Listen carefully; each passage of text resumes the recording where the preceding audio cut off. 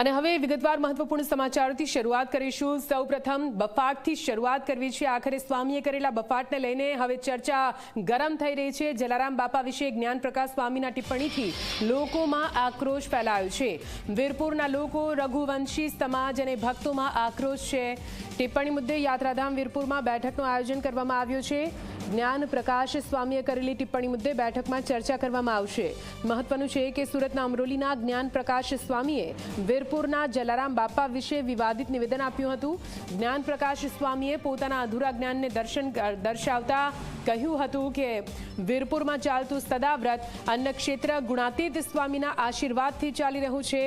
જલારામ બાપાએ ગુણાતીત સ્વામી પાસે સદાવ્રત ચાલે તે માટે આશીર્વાદ માંગ્યા હતા, ત્યારે સ્વામીએ આશીર્વાદ આપ્યા હોવાથી આજે અન્નક્ષેત્ર ચાલી રહ્યું છે તેવું તેમનું કહેવું હતું। જો કે બાદમાં જ્ઞાન પ્રકાશ સ્વામીએ માફી માંગી હતી, પરંતુ તેમના નિવેદનથી થયેલો વિવાદ શાંત નથી થઈ રહ્યો।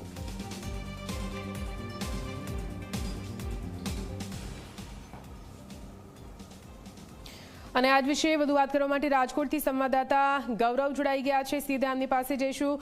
ગૌરવ, જ્ઞાન પ્રકાશનું અધૂરું જ્ઞાન ઘડો છલકાતો રહ્યો છે। ફરી એકવાર જ્ઞાન પ્રકાશના વિવાદિત બોલ અને લોકોમાં આક્રોશ સામે આવ્યો છે। જલારામ બાપાનું સદાવ્રત અન્નક્ષેત્ર જે વર્ષોથી ચાલતું આવ્યું છે અને એ પૂરી જૂની પરંપરા છે, તેને પણ જ્ઞાન પ્રકાશ સ્વામીએ જેવી રીતે વિવાદિત બોલથી અહીંયા શરમમાં આવી જવાય તે પ્રકારનું નિવેદન કર્યું છે। ભલે તેમણે માફી માંગી હોય, પણ લોકોમાં આક્રોશ હોવાનું સામે આવ્યું છે। આપની આસપાસ રહેલા લોકોનું શું કહેવું છે?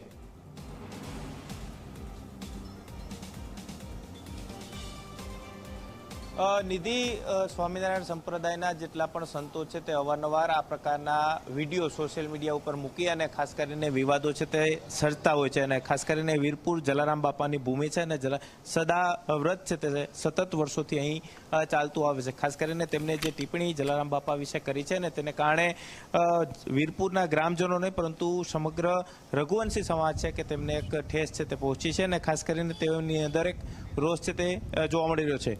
આજની વાત કરવામાં આવે તો આજે વીરપુર ખાતે જે ગ્રામ પંચાયત કચેરી છે કે ત્યાં રઘુવંશી સમાજના લોકો, ભક્તો અને સાથે જ જે જલારામ બાપા સાથે જોડાયેલા જેટલા પણ લોકો છે કે તેઓ આજે આ મિટિંગની અંદર ઉપસ્થિત છે તે રહેવાના છે। વીરપુર ગામના લોકો છે તેઓ પણ આ બેઠકની અંદર ઉપસ્થિત રહે અને ક્યાંક કઈ રીતના લડત આપવી તે અંગે રણનીતિ છે તે કરશે। શું કહેશો, ખાસ કરીને જે રીતના આ જ્ઞાન પ્રકાશ સ્વામી દ્વારા જે રીતના ટિપ્પણી કરવામાં આવી, આ ટિપ્પણીથી કેટલો રોષ છે ને શું માંગ છે, આજે કઈ રીતના બેઠકની અંદર ચર્ચાઓ કરવામાં? જ્ઞાન પ્રકાશ સ્વામીના વહિયાત વાતથી વીરપુરના ગ્રામજનોમાં હજુ પણ રોષ છે। અત્યારે 11 કલાકે વીરપુરના 18 વરણ એટલે કે સમસ્ત વીરપુરના ગ્રામજનો અહીં એકત્રિત થશે। એમાં આગળની રણનીતિ ઘડીને શું કાર્યક્રમ આપવો એ આપના માધ્યમથી અમે એની જાહેરાત કરીશું। એ પહેલાં કંઈ કહેવું યોગ્ય નથી। ખાસ કરીને જ્ઞાન પ્રકાશ સ્વામી એવું કહે છે કે મેં વિડીયો ડિલીટ કરી દીધો છે, માફી પણ માગી લીધી છે। શું માંગ છે અને કઈ રીતના આ આખું લડત લડવામાં આવશે? ગ્રામજનોનો જે રોષ છે કે આવી રીતે મીડિયામાં માફી માગવાના ઘણા બનાવો આની પહેલાં પણ બન્યા છે વીરપુર સિવાયના। વીરપુરના ગ્રામજનોની એવી લાગણી છે કે વીરપુર આવે, જલારામ બાપાને ચરણોમાં દંડવત કરી અને માફી માગી લે એટલે પ્રશ્ન પૂર્ણ વિરામ થઈ જાય। બીજી કોઈ લાંબી માગણી નથી, કોઈ એવો રોષય નથી। એ જલારામ બાપાના ચરણોમાં પોતાનું શીશ ઝુકાવી જાય એટલે એટલો રોષ ગ્રામજનોનો છે, એ રોષ પરિપૂર્ણ થઈ જાય પછી કાંઈ વાત રહેતી નથી। જ્ઞાન પ્રકાશ સ્વામીએ જે વાત કરી છે વિડીયોની અંદર, હકીકત સત્ય ઘટના શું હતી અને કઈ રીતના આપ લોકો સુધી પહોંચાડવા માંગી રહ્યા છો? જલારામ બાપા એના ભગવાન રામના પરમ ભક્ત હતા, એ સમગ્ર જગત જાણે છે અને જલારામ બાપાના કરોડો ભક્તો પણ જાણે છે। રામના આશીર્વાદ અમરેલી પાસેના ફતેપુર ગામે સદગુરુદેવ ભોજલરામ બાપાની પ્રેરણાથી આજથી 205 વર્ષ પહેલા વીરપુરને આંગણે અન્નક્ષેત્ર સદાવ્રતનો પ્રારંભ કર્યો છે। એ 205 વર્ષથી અવિરતપણે ચાલે છે અને એ લોકો જાણે છે।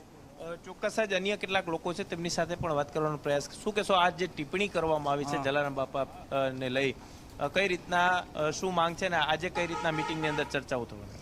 હવે આગળની રણનીતિ તો 11 વાગ્યા પછી અમારે ગ્રામજનો જાહેર કરશે, પણ જ્ઞાન પ્રકાશ સ્વામીએ અહીં વીરપુર આવીને જલારામ બાપાની માફી માગવી જોશે, એટલું અમારું કહેવાનું છે. આથી વિશેષ કાંઈ કહેવાનું નથી થતું.